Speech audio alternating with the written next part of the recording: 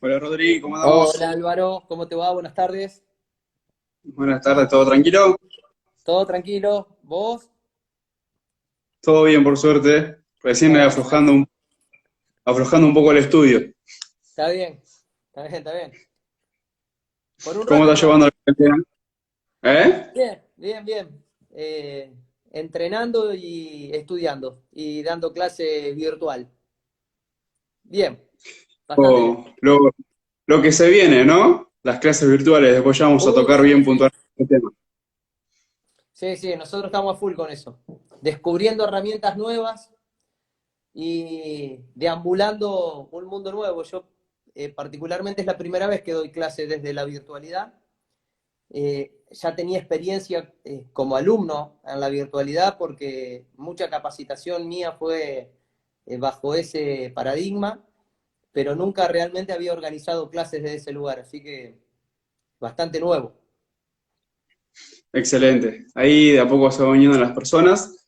Siempre que me gusta arrancar que el invitado se presente, que comente sus inicios en el deporte, cómo fue que comenzó su camino en el mismo, después en los estudios y cómo llegó hasta el día de hoy. Así que tenés vía libre para presentarte.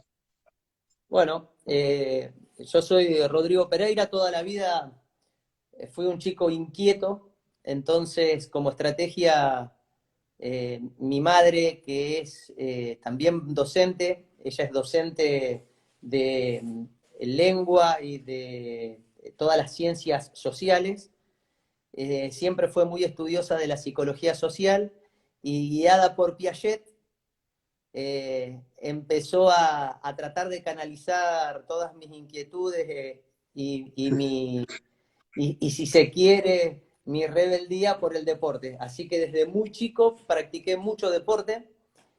Eh, Practiqué natación, hice tenis de manera federada, jugué al rugby, que fue el deporte que más practiqué eh, durante muchos años.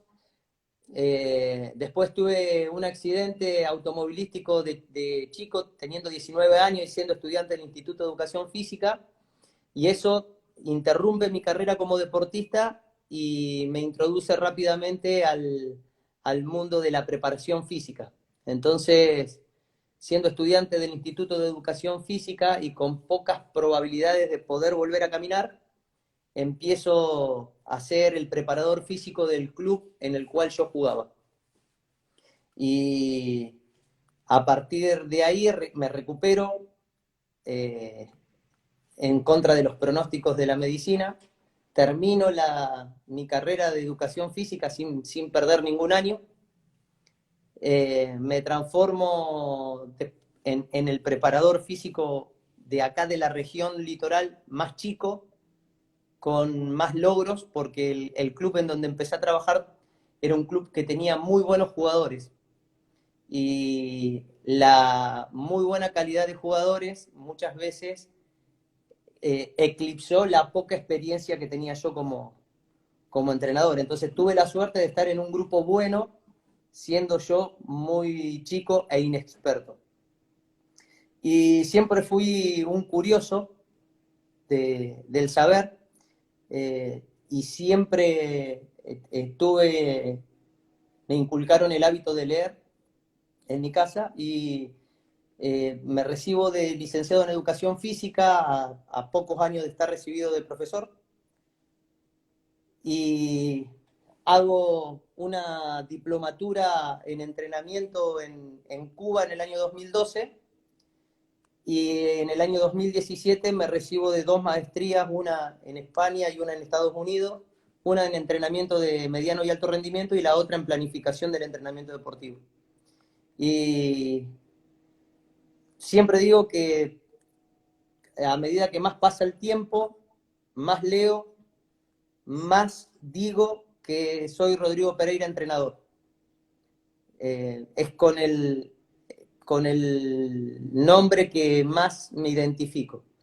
Y después, bueno, todo lo otro siempre hace a la calidad del profesional, ¿no? Pero lo más importante es poder probar en la práctica todo lo que uno lee, todo lo que uno aprende, todo lo que uno se informa, pero en realidad se transforma en conocimiento real cuando uno lo prueba en su práctica.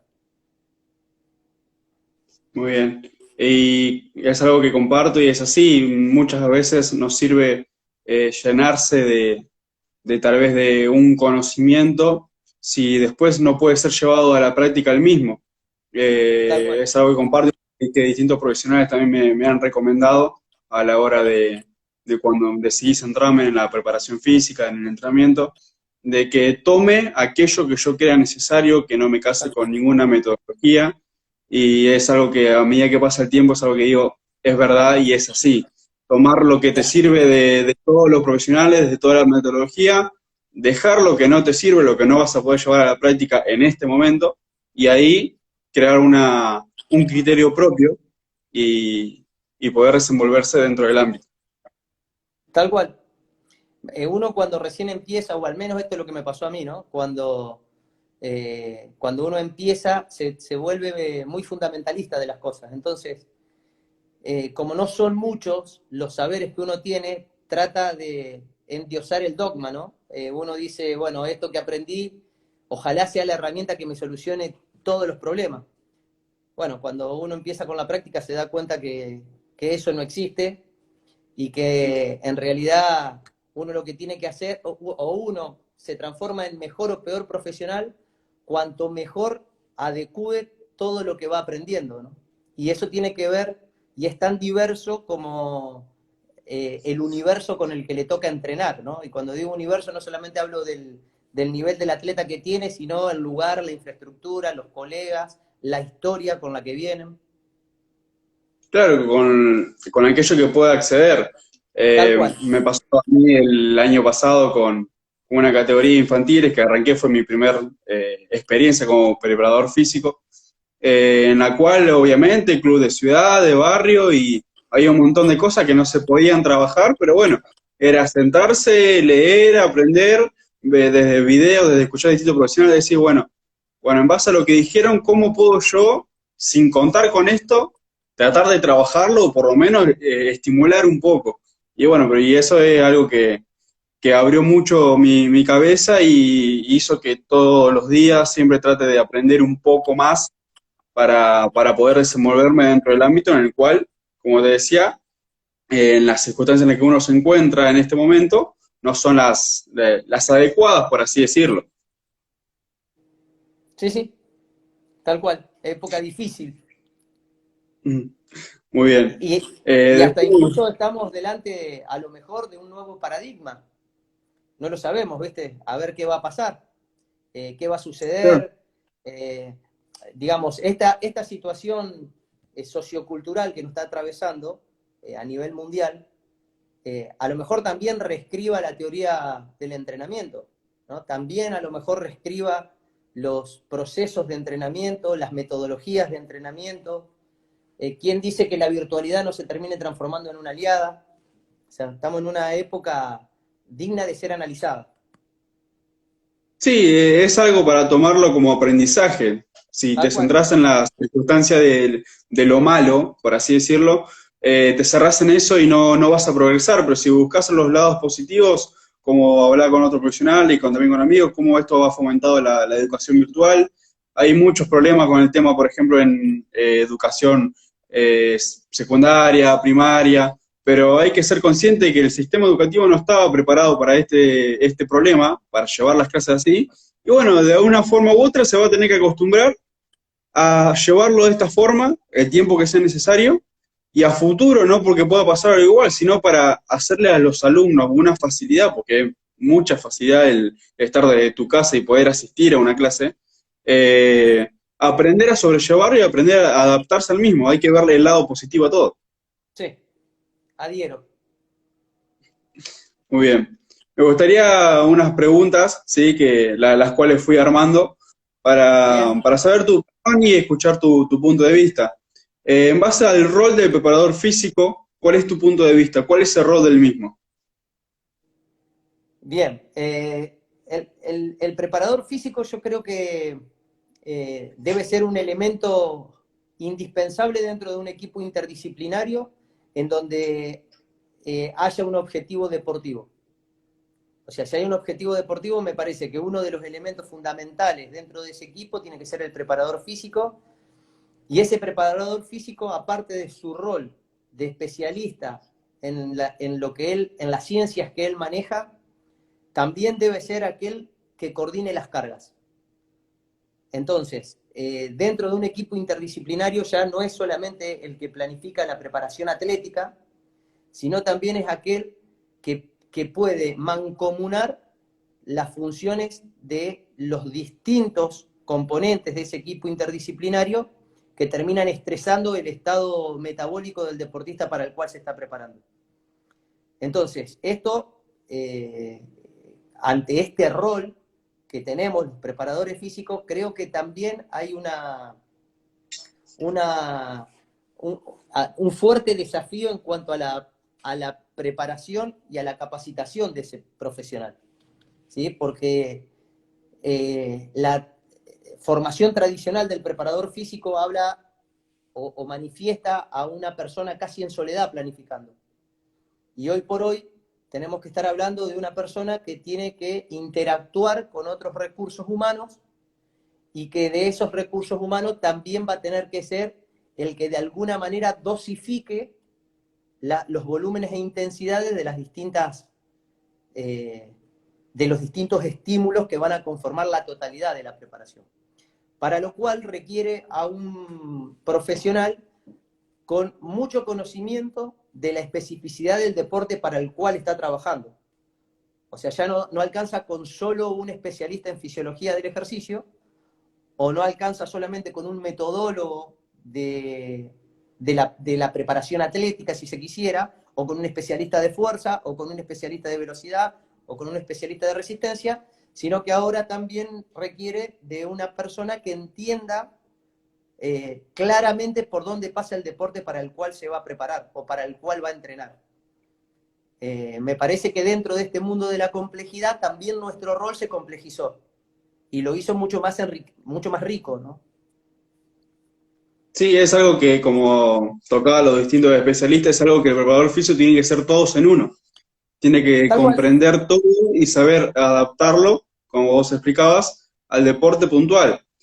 Si bien muchos comparten que una preparación física no es tan diferenciada entre los deportes, pero sí hay un montón de cosas que vos tenés que progresar, ¿no? O tratar en base a lo técnico-táctico de ese deporte y que le va a dar el entrenador. En esa dosificación de carga que vos mencionabas, no es lo mismo un técnico táctico en fútbol que en básquet o que en tenis, y tenés que saber adaptarlo a esa sobrecarga en base a tu planeamiento.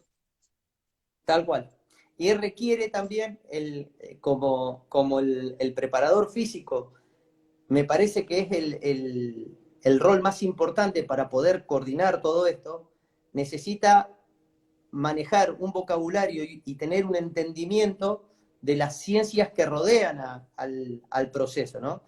Ahí Dani Sancio, un colega, alumno y colega, habla de que entienda de análisis de datos, sí, claro. O sea, hay un montón de ciencias que empiezan a atravesar al mundo de la preparación física que van mucho más allá de lo biológico, que era lo que tradicionalmente manejaba el preparador físico. Hoy tiene que saber de análisis estadístico, tiene que saber también de abordajes empáticos, tiene que manejar muy bien las relaciones interpersonales, la neurobiología, la neurociencia. Hay un montón de nuevas ciencias que le aportan mucho dato a este proceso y estamos en un mundo tan complejo que hoy por hoy el detalle muchas veces define entre ganar y perder. Sí, es algo que se ve cada vez con más énfasis, específicamente en el país en el que nos encontramos, en el Tal cual el cual. resultado es fundamental. Si no hay Sí, sí, resultado, no importa muchas veces el trabajo que hayas planeado a largo plazo, los resultados tienen que ser a corto y buenos. Entonces, sí, eso sí. muchas veces son cosas que achican ese margen que uno puede llegar a tener de error, por así decirlo, y si no salen las cosas bien, lo que hayas planeado para ese determinado grupo, con esta determinada ideología de juego, hablando, ¿no?, de un deporte en conjunto, si no se vieron los resultados en 10 partidos, 15, que Pazzer que sigue debe tener alguna otra metodología y ahí cambió todo. Y eso también muchas veces afecta, ¿no?, al deportista. Esos cambios de técnico, el cambio de técnico que viene con su equipo, que con otra metodología de trabajo afecta mucho, ¿no? Tal cual, sí. Eh, digamos, hoy por hoy hay que estar atento a los cambios. Los cambios últimamente son mucho más vertiginosos de lo que eran hace un tiempo atrás, ¿no? Y atendiendo a la teoría darwiniana, aquel organismo que no se adapta se extingue. Entonces uno tiene que estar totalmente atento al entorno en el que está viviendo, a los tiempos en los cuales vive, porque tiene que ser susceptible de lo que está viendo, de lo que está analizando, para poder entenderlo. Si no lo entiende, no lo puede influenciar, ¿no? Y de eso se trata un poco ser preparador físico, ser entrenador, ¿no? Uno influencia el entorno para mejorarlo. Hay algunas teorías que hasta incluso dicen que el preparador físico o el entrenador lo que hace es entrenar a un atleta para dominar el entorno. Entonces uno no puede dominar nada que no entienda. Por eso hay que estar muy atento a estas pequeñas susceptibilidades. Muy bien. Ahí hicieron un comentario. Rodri, entiendo el contexto actual, pero la educación virtual nunca será lo mismo en relación a tener un contacto directo con el alumno en un gimnasio, campo o donde fuere. Tal cual, adhiero. Es mucho mejor. Pero, ¿qué sucede si la pandemia es real lo que plantea? Sí, sí, No va a sí, ser y es nunca algo igual. que comparto, Pero no es igual. hay muchas cosas que no dependen de nosotros. Sin embargo, nosotros vamos a tener que adecuarnos, porque si no nos adecuamos, nos extinguimos. De esto hablaba. Si me preguntan en cuestiones de ideales, sí, lo ideal es estar en la clase presencial, lo ideal es palmear una espalda, lo ideal es poder mirar in situ, porque de esa manera se obtienen un montón de datos que de otra manera no se obtienen, pero la realidad es que si el entorno se modifica, no nos podemos quedar con una mirada, si se quiere, melancólica, ¿no?, de que lo otro era mejor, sino que hay que tratar de Tendremos que entenderlo. adaptarnos. Claro, hay que adaptarse y hay que continuar. Pero entiendo lo que dice el colega, ¿sí? Es mucho mejor como Sí, era sí. antes. Sí, tal vez es algo que se ve, ¿no?, en este momento. Yo, desde mi punto de vista, de mi pensar, es algo que esto va a abrir muchas puertas a distintas metodologías, desde enseñanza como de entrenamiento puntual. Y quién dice que a futuro no sea exactamente lo mismo, que haya una forma de que Sí, esto abra una puerta, que se cree no sé, una aplicación, un dispositivo, algo bien concreto, bien diseñado, para que se logre hacer exactamente lo mismo que se puede trabajar de forma presencial. Esto, como siempre digo, hay que verlo de una forma de oportunidades, de buscar mejorar en base a las circunstancias en las que nos encontramos hoy. sí, sí. Una de las cosas que a mí más digamos, a ver, estoy expectante, es esperar que esto termine, si es que termina, para poder medir, para ver realmente qué sucedió, para poder tener datos. La realidad es que del 100% de los entrenados que yo tengo, del 100%, el 5% solamente tiene las condiciones de infraestructura similares a las que tenían previo a la pandemia. Por lo tanto, solo el 5% continuó con la programación que yo había ideado a principio de año sin pensar que esto iba a suceder. El resto fueron todos paliativos en base a lo que tenían, por lo cual el proceso claramente quedó interrumpido. Bueno, hay que ver qué resultado nos arroja la vuelta de todo esto, ¿no? Y a partir de ahí, poder, en base a los elementos que tenemos, es ver qué se puede hacer y cómo se puede hacer, qué se puede hacer y cómo implementarlo. Bien, ¿y cómo estás llevando, ¿no?, este trabajo que hablábamos interdisciplinario? Ya que obviamente no sé si trabajarán todos, no sé, por ejemplo, ¿no?, por Zoom, y están todos los distintos profesionales conectados también, o cómo es que ustedes realizan ese intercambio de visión sobre los alumnos. Mira, nosotros tenemos, yo te voy a hablar de dos ámbitos bien concretos que tenemos. Uno de los ámbitos es el club en donde yo trabajo, que es un club de rugby de la segunda división de la ciudad en la que yo estoy. O sea, yo estoy en Santa Fe. En Santa Fe se juega un torneo de rugby que se llama Torneo Regional Litoral, que compiten clubes de rugby de Santa Fe Ciudad, de Paraná, Entre Ríos y de Rosario. Y en la región argentina es el segundo torneo más importante de la región. Está el de Buenos Aires y después viene el nuestro, que ya hace 3 años superó en cuanto a la competitividad a Córdoba y a Tucumán, por lo que estamos en el segundo nivel competitivo a nivel argentino. Mi equipo en ese torneo está en la B, en la segunda división, que antes que yo estuviese, ascendió de la C a la B. Ahora bien, dentro de ese plantel, que es un plantel de deportistas amateur, o sea, todos estudian y trabajan y en su tiempo libre entrenan, tenemos un equipo interdisciplinario que está conformado por un médico, el entrenador principal, 2 colaboradores y yo que soy el preparador físico. Somos 5. Y esos 5 nos encontramos 2 veces a la semana a través o de videollamada por cualquiera de las aplicaciones, Jitsi, Zoom, cualquiera, porque de acuerdo a quién organice la reunión, toda la semana lo organiza una, elige la plataforma que más le resulte cómoda.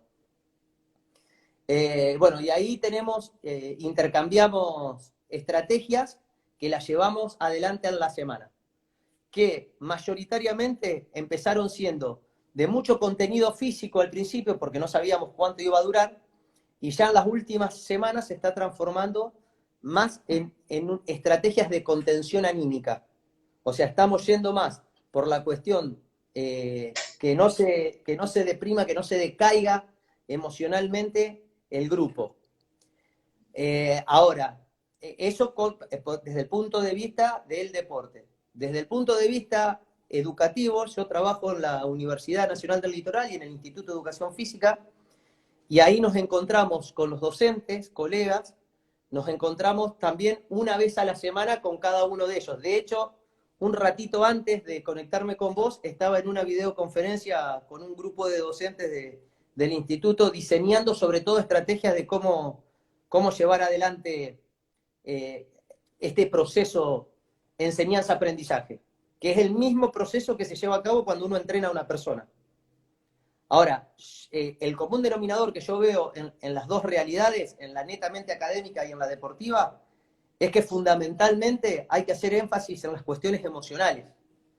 Y cuando hablo de las cuestiones emocionales no hablo de un alumno que se deprime, sino hablo de cualquier elemento que se va cayendo anímicamente producto de esta situación que es nueva. Entonces hay veces que está cabizbajo uno y es apuntalado por el otro, bueno, y de eso se trata esto del trabajo en equipo, ¿no? Es todo un desafío. Sí, sí, es un desafío, como vos recién comentabas, es algo nuevo, nunca había pasado y bueno, es cuestión de adaptarse, sobrellevarlo y acompañar a los distintos deportistas, Ni alumnos hablar. en esta decisión. Es acompañarlos.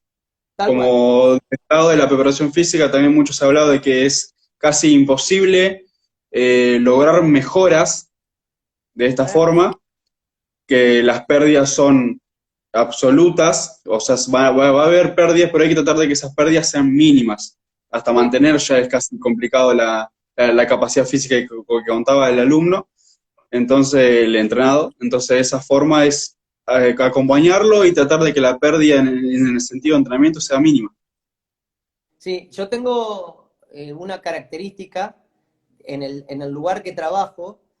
Es una ciudad que está a unos pocos kilómetros de la capital, Esperanza, se llama la ciudad. El club se llama Alma Junior.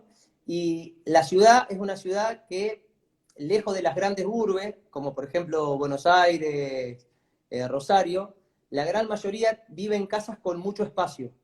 Entonces, los patios son patios grandes. Eh, Entonces, fíjate vos en uno de los errores conceptuales que yo cometo. Yo doy por entendido que nadie tiene lugar. Entonces todos me empezaron a decir, no, pero yo puedo correr en el patio, y todos en el patio por lo menos tienen 15 metros. Que vos decís, un patio de 15 metros, que la gran mayoría del plantel lo tenga, es un golazo. Y la gran mayoría de los profesionales de esa ciudad son o ingenieros agrónomos o veterinarios, entonces también tienen grandes espacios en sus lugares de trabajo y demás. Entonces, por un lado yo, si se quiere, la velocidad y la resistencia la tengo resuelta en cuanto a infraestructura. Ahora, si yo me pongo a pensar, si yo sería el preparador físico de un equipo de Rosario, a lo mejor no tengo esa posibilidad, porque las características habitacionales de la gente de Rosario es diferente, porque la organización urbanística es diferente. Entonces, bueno, eso también hace que uno tenga que poder, gracias a la realidad con la que cuenta, adecuarse y modificarse. Entonces, cuando yo, por ejemplo, siempre dije que la capacidad más importante en el proceso de entrenamiento eran las neuromusculares, que era importante la fuerza y demás cosas, hoy sostengo el proceso desde las actividades netamente metabólicas. Y bueno, esa es una situación en la cual me encasilló el contexto. Y sí, es algo que no queda otra y también a los distintos profes que están conectados saber que es así y Tal que el cual. no poder trabajar de tal forma o el no poder hacer tal cosa no es un motivo como para no bajar los brazos, pero sí como para desanimarse. En la circunstancia en la que se encuentra cada uno hay que adaptarse y saber sobrellevarlo de la mejor manera posible para que los chicos que tenés a cargo puedan entrenar y, como aclarábamos antes, mantenerse o que la pérdida de las capacidades físicas sean mínimas. Tal Y cual. obviamente el apoyo emocional. Es así. De eso se trata. Muy bien. Después, el trabajo, esto es una pregunta por fuera, pero en este Ajá. momento es como estuve bien enfocado. ¿Cómo es el trabajo de fuerza en concreto? ¿Sí? En concreto, ¿cómo lo estás sobrellevando, como contábamos, sin tal vez las distintas, o sin contar con los distintos elementos no necesarios? ¿Cómo lo estás llevando a eso? Bueno, en realidad la gran mayoría de los deportistas que yo tengo no tienen posibilidad de expresar la fuerza como lo estaban haciendo anterior a la pandemia porque no tienen la infraestructura. A mí siempre me gustó el trabajo de la fuerza, devenido de los pesos libres y respetando patrones de movimiento y haciendo movimientos con mucha complejidad y respetando la mayor cantidad de planos de movimiento. Bueno, eso hoy por hoy no se puede llevar a cabo. Entonces, lo que pongo el énfasis en que no pierdan el biotipo de deportista, es decir, básicamente que no engorden. Entonces, todo trabajo de fuerza está apuntado a poder dar recursos en base a la infraestructura con la que cuentan. Entonces, la gran mayoría no cuenta con nada. O sea, tienen solamente las cosas que hay en una casa. Un bidón de lavandina, una silla, el palo de la escoba, un ángulo que forma la mesada y que pueda hacer un ángulo de 90 grados para que haga una especie de fondo en paralela.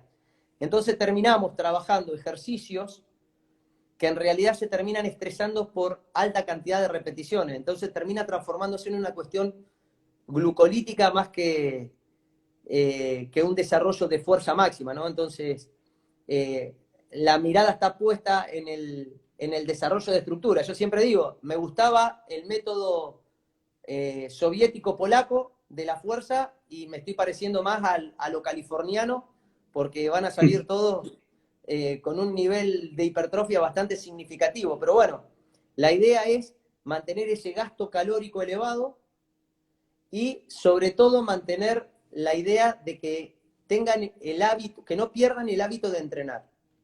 O sea, que entiendan que dentro de la cotidianeidad, una parte obligatoria de su día tiene que ser entrenarse. Y eso lo que hace es bajar las posibilidades de que canalicen angustia a través del bocado. Porque el camino que más se está recorriendo en esta pandemia es del living a la heladera. Entonces, bueno, tenemos que tratar de que cuando todo esto termine, el biotipo del deportista que tenemos no se aleje tanto del ideal.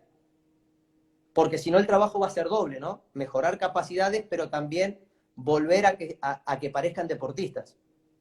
Claro, volver a la Entonces, puesta a punto o tal vez volver a algo, o volver como a realizar una pretemporada, que es un tema que claro, vamos a tocar, volver a una pretemporada en plena competencia, porque esto se reanuda y las competencias tienen que seguir, entonces no podés volver a una tal cual, pretemporada en sí, es adaptarse, como mencionamos seguido, adaptarse y bueno, saber sobrellevarlo. tal cual. Entonces, hoy por hoy, todo, la metodología, digamos, que más se repite son los trabajos en circuito, combinando distintos. Ahí Martincito Laporte me dice Rodrigo Waders. Sí, Martín. Eh, eh, la metodología que más utilizo es la metodología por circuitos, alternando grupos musculares para que haya un elevado costo metabólico, alternar en los trenes y los grupos musculares, un ejercicio de tren inferior, un ejercicio de tren superior, un ejercicio de la zona media, y de esa manera poder tratar de que el tiempo de trabajo se incremente para que haya un mayor costo metabólico. Eh, Metodología que si no hubiese pandemia no la utilizo jamás. Bien. Utilización de superseries, triseries Todo, para sí. una Sí, sobrecarga. sí, sí. Super series, triseries y circuitos. Por ejemplo, armo los famosos bloques que proponía Yuri Berkoyansky. Armo un bloque de trabajos de brazo, por ejemplo, en donde el bloque está formado por una triserie con énfasis en los tríceps, por ejemplo. Entonces hago uno de tríceps, en el medio uno de bíceps, uno de tríceps. Triserie, eso es un bloque, lo repiten por una unidad de tiempo y nos vamos a otro bloque de tren inferior, en donde si quiero enfatizar la cara posterior, por ejemplo, empuje de cadera, sentadillas a una silla para que sea de 90 grados y no más, para que no haya tanto gasto, y peso muerto a un pie. Ese es otro bloque que lo hago repetir, ejemplo de 8 minutos. 8 minutos del primer bloque, 8 minutos del segundo bloque, y en el medio una pausa de 2 minutos. 8 y 2, 10, y 8, 18, y 2 después, 20, y eso lo hacen 3 veces y se va la hora. Entonces, esa hora Excelente. de trabajo enfatizando en los miembros del tren superior y los miembros del tren inferior. Eso, por ejemplo, un día. El siguiente día, trabajos con el tronco, para enfatizar la musculatura de la zona media, pectorales, y voy variándolo. Pero son, repito, metodologías que si estuviese en el gimnasio no se me ocurre usar. Trabajamos sobre Muy bien, patrones de movimiento más complejos. muy bien, excelente. Después, tocar un tema sobre ya circunstancias normales, ¿no? Uh -huh. El trabajo de la fuerza, ¿sí? En pretemporada, puntualmente, cómo se lleva a cabo, cómo lo llevas vos a cabo. Siempre aclarar eso, que es tu metodología de Sí, trabajo, cómo lo llevas vos a cabo en pretemporada y después cómo te adaptás ya al periodo competitivo. Circunstancias normales. bueno, yo quiero aclarar que no tengo una sola forma de trabajo, sino que tengo un par que son las que me resultan económicas. Y cuando digo económicas, digo que sea fácil de entender para el atleta, que tenga un resultado positivo y que sea fácil de implementar para mí, que soy el entrenador. Entonces, si cumple con los tres objetivos, yo considero que la metodología es económica. Y si es económica, a mí me sirve y le doy para adelante. Entonces, tengo la característica de que, por ejemplo, en el gimnasio en el que trabajo, yo interdisciplino con otros preparadores físicos. Yo me encargo del trabajo de la mejora de fuerza y estoy en contacto con los preparadores físicos para saber de qué manera estresan el resto de la preparación atlética en el deportista determinado. Y en este club de rugby manejo todo. En el club de rugby lo que hago es, en los periodos de transición, que los periodos de transición son desde noviembre hasta febrero. que empieza la pretemporada. Entonces yo tengo noviembre, diciembre y enero, son 3 meses. En esos 3 meses de transición, cuando en teoría toda bibliografía recomienda que el trabajo sea inespecífico, no metódico, para que haya una reconstitución del sistema volitivo, que el atleta recupere las ganas, yo en ese periodo le hago un trabajo enfatizado en la hipertrofia. Es decir, que hacen una metodología en donde el objetivo está puesta en la ganancia de tamaño. Cuando vuelven a la pretemporada, vuelven con una planificación de desarrollo de fuerza máxima, y esa fuerza máxima tiene énfasis durante 8 a 10 semanas. Entonces, yo 8 o 10 semanas, desde febrero que empieza, es todo febrero y todo marzo. Y ahí se me van más o menos las 8 o 10 semanas. Digo 8 o 10 semanas porque hay deportistas, no todos terminan en el mismo momento, sino que a medida que van cumpliendo con los objetivos, van interrumpiendo cada uno de los integrantes del plantel, van interrumpiendo el momento en el cual están. Es decir, yo tengo 4 deportistas, ejemplo, ¿no? A lo mejor 3 ya cumplimentaron y pasan a la siguiente fase mientras uno sigue todavía hasta cumplimentar el objetivo. Eso, mis deportistas eso lo tienen en claro, que no todos empiezan en el mismo momento, pero no todos terminan en el mismo momento. Bien, una vez que termino, hago énfasis en la fuerza explosiva con mantenimiento de la fuerza máxima, porque el deporte que yo preparo, que es rugby, la fuerza máxima es un componente muy específico dentro del deporte. O sea, no es como otros deportes en donde la fuerza máxima no es tan determinante. Acá en el rugby es bastante significativa. Por eso, cuando nosotros, después de las 8 o 10 semanas, pasamos a las metodologías de fuerza explosiva, siguen haciendo mantenimiento de fuerza máxima al menos 1 o 2 veces por semana dentro del proceso.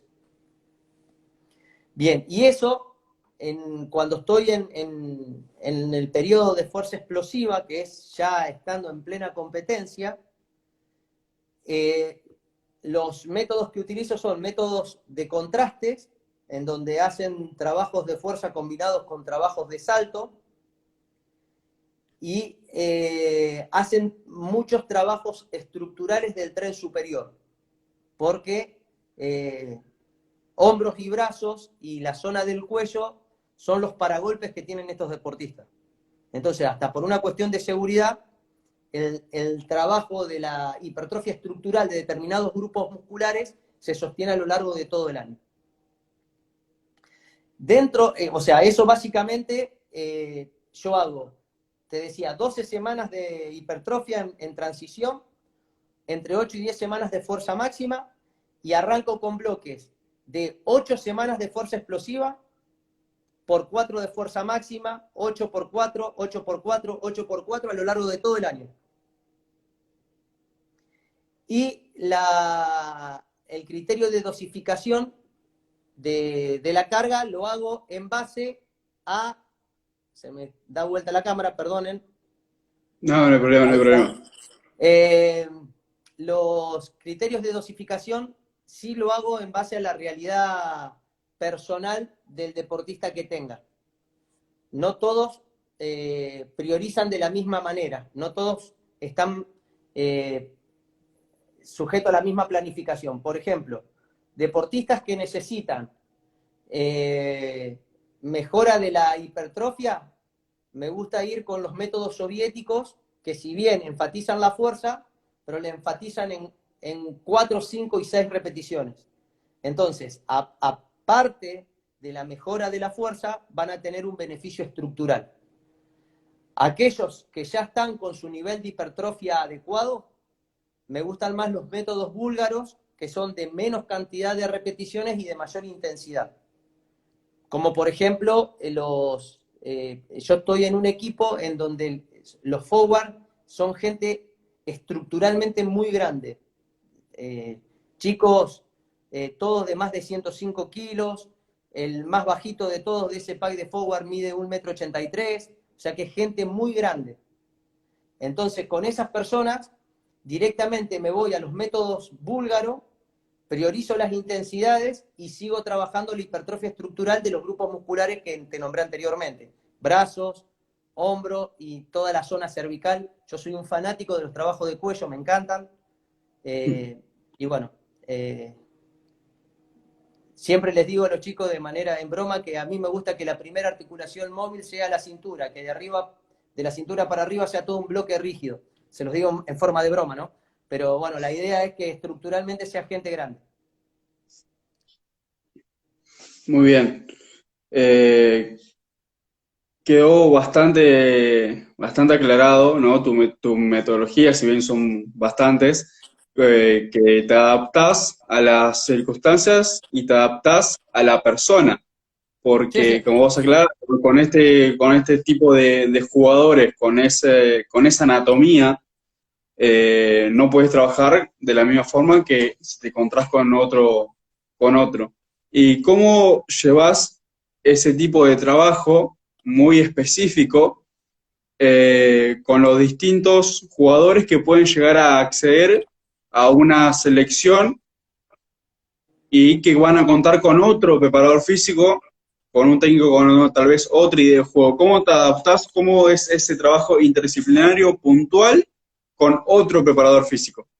Muy buena pregunta. Bueno, te cuento lo que haría y lo que hago. Tengo una ventaja, que el entrenador del seleccionado soy yo. Excelente. Entonces, ¿pero qué me pasa a mí? Como en el seleccionado estoy yo, a mí me pasa que me tengo que adecuar a los otros profes, al profe del club. Y hay una realidad que tiene el rugby, que los seleccionados mayores se interrumpieron hace un par de años. En lo único que hay competencia es en los juveniles. Entonces, nosotros nos encontramos ahí en los juveniles que el deportista está en plena formación, pero a su vez está ante la posibilidad de su competencia más importante en su carrera. Porque te doy un ejemplo, yo te decía que el club de donde yo vengo es un club que está en la B. Y nosotros hace 2 años tuvimos la suerte de colocar a 2 chicos del club en una convocatoria nacional. Entonces fueron convocados para los Pumitas.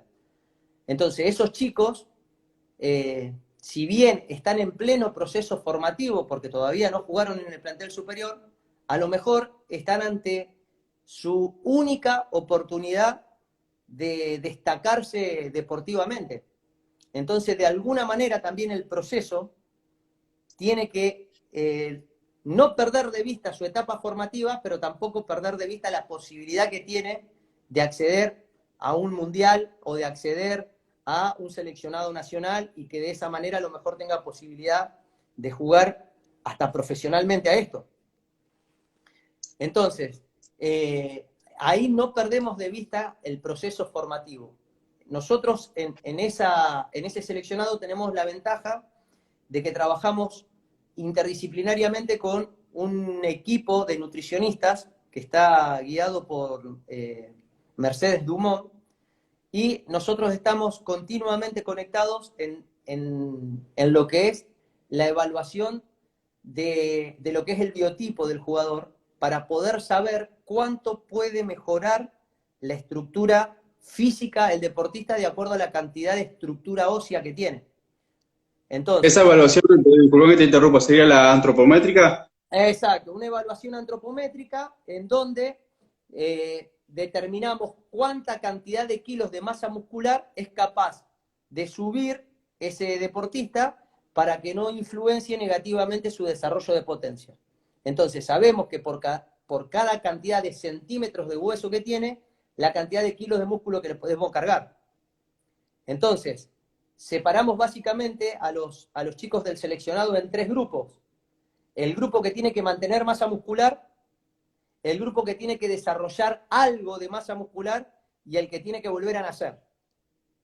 O sea que tiene que tener un desarrollo de más de 10 kilos de hipertrofia para poder estar dentro del biotipo ideal. Entonces, las metodologías que utilizamos en el gimnasio tienen que ver en base a cómo están consolidados cada uno de los chicos. Por eso fue un gran cambio paradigmático en la preparación, porque hemos tenido el caso de chicos que jugaban a la misma posición y que venían del mismo club, pero que hacían trabajos totalmente diferentes por cómo estaban.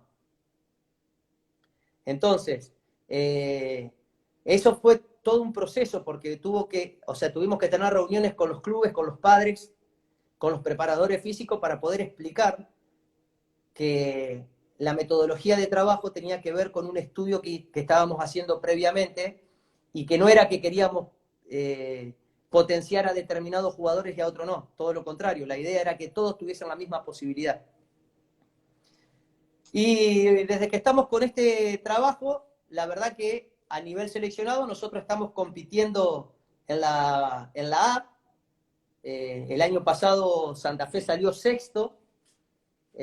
Hace 2 años atrás Santa Fe salió quinto. O sea que estamos ahí entre los 5 o 6 mejores seleccionados del país, incluido Chile y Uruguay, que también compiten en la grilla, en la zona. Le hemos ganado a Córdoba, que es un referente, le hemos ganado a Tucumán, hemos perdido con Buenos Aires, así que estamos ahí. Excepto Buenos Aires, a todas las otras selecciones le hemos ganado. A Rosario hace 3 años que no nos gana.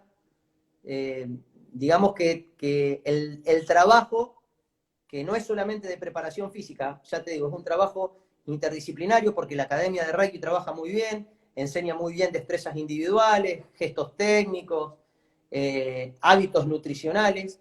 Los chicos son casi te diría profesionales por los hábitos que han incorporado. O sea, chicos que, por ejemplo, cada uno se lleva la cantidad de litros de agua que tiene que tomar en base a la temperatura ambiente.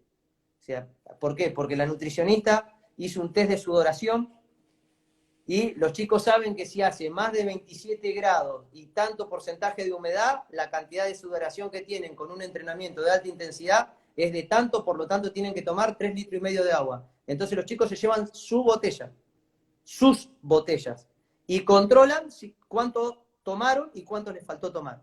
Bueno, esa cuestión que hace 2 años atrás a mí particularmente me resultaba impensada, hoy por hoy veo el nivel de profesionalismo que tienen los chicos, porque lo manejan ellos. Nosotros lo único que le decimos al chico, trajeron el agua y cada uno tiene la botella con los rótulos, y ya saben que no se convidan, no por una cuestión de mezquindad, sino porque la cantidad de agua que traje yo es la que necesito yo, y eso también fue responsabilizando a todos. Sí, es una forma de profesionalizarlo y también eso es algo muy importante para, para tal vez un lado ya yéndose al lado más psicológico de motivación, porque eso si viene muy profesional y aquel chico que lo está realizando es una motivación extra en la forma en la que los distintos profesionales están trabajando, porque están trabajando para ellos, para su mejora. Entonces es una motivación, creo yo, ¿no? Que los chicos reciben. Sí, sí, tal cual, tal cual. Y esto tiene que ver con la incorporación de un hábito y no deja de ser una función pedagógica. Ahí Marquito, un chico de acá de Santa Fe, que juega en La Salle, dice que los juveniles de los clubes están haciendo un trabajo muy profesional. Y es cierto, y esto tiene que ver con esta idea de educación que se empezó en etapas formativas para que dentro de unos años haga su impacto en los planteles superiores de cada uno de los clubes, ¿no? De hecho, acá Santa Fe tiene una característica bastante extraña, y es que hay muchos clubes que no están militando en la zona más alta, pero que tienen jugadores en seleccionados nacionales. Entonces eso tiene que ver con este proceso que se fue haciendo formativo en el seleccionado, y que tiene que ver sobre todo con una fuerte injerencia educacional. Muy bien. Ahí una pregunta, ¿sí? ¿Cómo trabajarías una transición pretemporada y competencia en el fútbol en relación al rugby? Con la fuerza máxima, explosiva e hipertrofia. Bueno, en el fútbol los niveles de fuerza máxima son mucho más bajos que en el... Se me da vuelta la cámara. Son mucho más bajos que en el rugby. De hecho, para deportes como el fútbol me gusta utilizar el término que utilizaba hace un tiempo atrás Berkoyanski, que era la fuerza útil. Es decir, llegar a desarrollar el nivel de fuerza necesaria para el deporte. Que en un deporte como el fútbol es de media a baja. Es decir, que casi que no hace falta estresar con altas intensidades a un jugador de fútbol. El nivel de hipertrofia del mismo hay que hacer una evaluación personal. Generalmente los jugadores de fútbol tienen un desbalance entre lo que es la hipertrofia del tren superior y el tren inferior. O sea, son chicos que tienen mucha masa muscular del tren inferior y...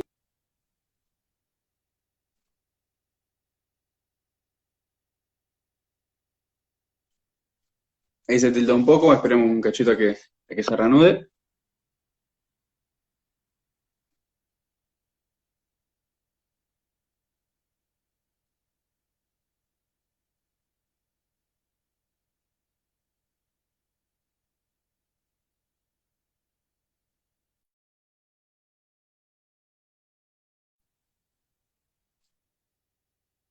Ahí salió. Cuando se conecte le vuelvo a mandar la invitación.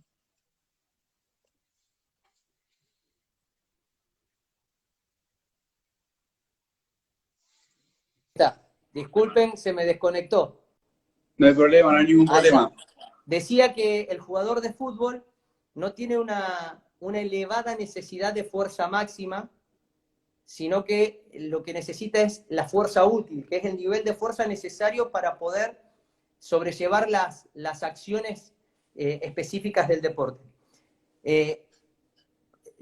Por lo tanto, la fuerza máxima no es tan cruda como en comparación al rugby o a un deporte de combate, por ejemplo. Sí es muy necesaria la fuerza explosiva y el nivel de hipertrofia está sujeto a un análisis personalizado que se hace para saber si hay un déficit entre lo que es el tren superior y el tren inferior. ¿Por qué? Porque la gran mayoría, al menos de los alumnos que encuentro yo en Santa Fe, hay muchísimo desbalance entre eso. Gente que tiene una gran masa muscular de tren inferior y están muy chicos de tren superior. Entonces esos desbalances van en detrimento del rendimiento. Y no hay que olvidarse que la potencia no deja de ser fuerza por aceleración, o sea, fuerza por velocidad. Por lo tanto, la masa es importante, que sea la masa óptima, no exagerada, pero la masa óptima para poder ser acelerada, eso lo que le va a dar es más nivel de potencia. Entonces, los jugadores de fútbol tienen muchos trabajos de fuerza explosiva, muchos trabajos de contrastes, atendemos mucho sus cadenas posteriores, que son las que generalmente se ponen en crisis, es decir, que los ejercicios de tren inferior nos gusta mucho utilizar ejercicios dominantes de cadera más que de rodilla, y muchos trabajos compensatorios de desarrollo de la masa muscular del tren superior. Y del tren superior, enfatizando mucho más los músculos de las cadenas posteriores, espalda y trapecio, que no de las cadenas anteriores. Porque generalmente el jugador de fútbol tiende a ser sifósico porque tiene acortamiento de pectoral y acortamiento de recto abdominal. Entonces, tratamos de que la acción del gimnasio no potencie esas asimetrías naturales que tiene. Muy bien. Ahí comentaban que en los futbolistas se descuidó mucho en la zona media, que eso Sí. que eso ha llevado a muchas lesiones. Y después, en el básquet, la misma situación, ¿sí? ¿Cómo es el trabajo pretemporada de competencia? Fuerza, resistencia, explosiva y hipertrofia. El básquet, yo siempre digo que me encanta, un deporte que la verdad que yo trabajé mucho tiempo con jugadores de básquet, es apasionante. Yo siempre digo que el básquet es el punto intermedio entre el fútbol y el rugby. ¿Por qué? Porque si uno ve la conformación de un equipo de básquet, va a ver que es la misma estructura que la de un equipo de rugby, pero minimizada, en donde están los forward, que son sus pivots, el medio scrum, que es su base, y el resto que vendrían a ser los forward. Y las necesidades, si bien hay muchas habilidades que se manifiestan en el básquet que son más determinantes que en el rugby, pero mayoritariamente tienen casi la misma exigencia, o sea, personas que tienen que desarrollar la fuerza máxima, que son los pivot, los que juegan debajo del tablero, que tienen un trabajo de fricción muy grande, necesitan tener una masa estructural importante, necesitan tener lo que se llama peso ancla, para que, o sea, su tren inferior bien morrudo y pesado para que no sean desplazados, ¿sí? Y tenemos los perimetrales, que son jugadores que tienen que tener mucha potencia, mucha dinámica, mucha velocidad, mucha aceleración. Así que la dosificación que utilizo para el básquet es más o menos similar a la del rugby, pero acortando los tiempos.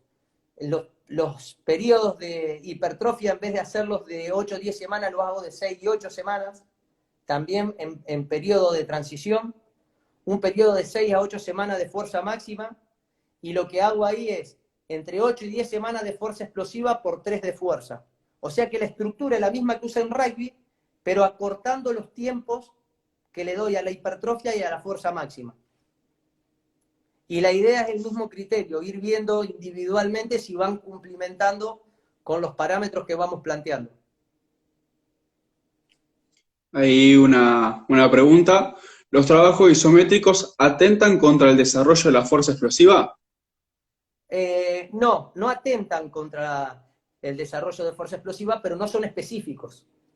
Porque el trabajo isométrico tiene una fuerte implicancia si hay algún tipo de carencia en algún ángulo determinado de movimiento. Para eso sirven, o para dar algún tipo de respuesta profiláctica a determinados grupos musculares. Pero no es que porque mejore la fuerza isométrica tiene una transferencia directa a la fuerza explosiva. O sea, lo que le quiero decir es que el método de régimen isométrico en realidad es inespecífico para el desarrollo de la fuerza explosiva. Muy bien, excelente. Sí, quedan aproximadamente 2 minutos. Si alguien tiene una pregunta más, la puede dejar. Desde mi lugar agradecerte por la predisposición, por la buena onda, por haberte copado para esta charla. Así que nada, agradecerte y queda abierta la posibilidad para más adelante una nueva charla. Seguro. Yo te quiero agradecer a vos, darme la posibilidad de poder intercambiar con ustedes, con la gente que se conectó. Así que siempre digo que de todo encuentro siempre se aprende. Así que me parece que en nuestra profesión hace falta más que nos acerquemos a comentar lo que hacemos. Siempre digo, no hay un solo camino, hay varios. Lo importante es poder explicar por qué tomamos el que tomamos. Muy bien. Ahí quedan, nada, 40 segundos. Hay una pregunta. No sé si te la puedes mandar por privado para que se la pueda... Dice en deportes de combate. Sí, hay determinados deportes de combate que los trabajos isométricos son determinantes, sobre todo en aquellos deportes no de golpeo, sino todo lo contrario, en los que son trabajos de toma y zafadura, como la lucha, el jiu-jitsu, el judo. En ese sentido es determinante la isometría. Muy bien. Nada, quedan 10 segundos. Mil gracias también a las personas que estuvieron conectadas y bueno, piden otra charla, así que estaremos en contacto. Cuando